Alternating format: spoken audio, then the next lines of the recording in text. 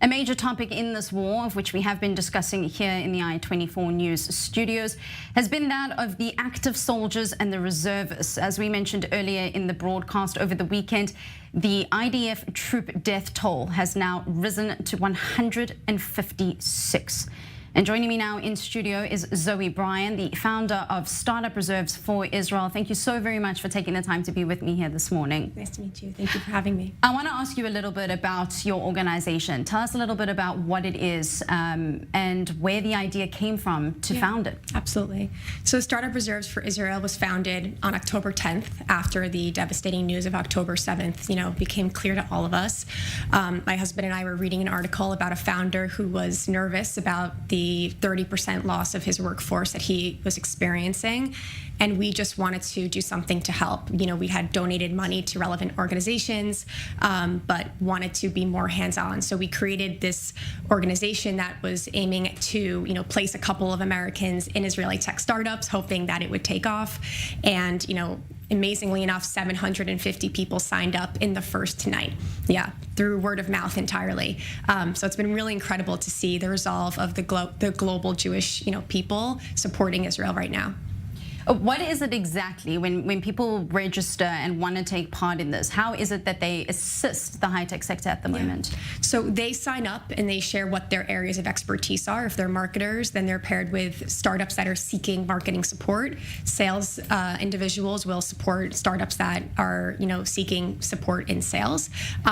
We've built a database of now we have almost 4,500 volunteers globally. They're not all Jewish. They're what we're calling economic Zionists. They're people who believe in Israel and Israel's right to defend itself, and they want to help in however they can. So you can sign up to be a volunteer yourself and support an Israeli startup in this time, or you can also sign up if you are a startup who could use the benefit of a couple of extra hands on deck right now. I do want to just point out to our audience that there are rocket alert sirens going off as we are currently on air at this hour around the Israel-Gaza border communities.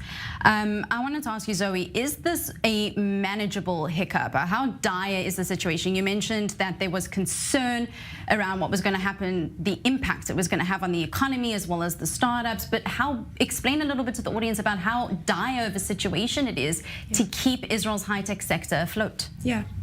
The U.S. and Israel's, global tech relationship is incredibly intertwined, not just in the U.S. but globally. And when the Israel startup ecosystem is suffering, globally, that landscape feels it as well. I believe the number is about 30% of the workforce here in Israel was called up to serve in the IDF reserve, in the reservists, and that has major impact. I think there's about 4,000 or 3,000 startups here in Israel. A number of those are much smaller, less than 10 people, and a 20%, 30% loss in hands is really significant, especially when often there are CEOs themselves or founders who are defending Israel right now. Right, it almost seems that with bigger startup companies, obviously them taking a big hit to business as usual, but as you mentioned, with companies that have only 10 people, it's hard to imagine how they can even survive something like this. Yeah. And we're not alone. There's a number of organizations that are doing amazing work to help where they can. There's an initiative called Wartime CEO that collects all these resources for smaller startup founders. It includes our resource, but there are a number of opportunities for smaller startups to seek help, both in Israel and abroad right now.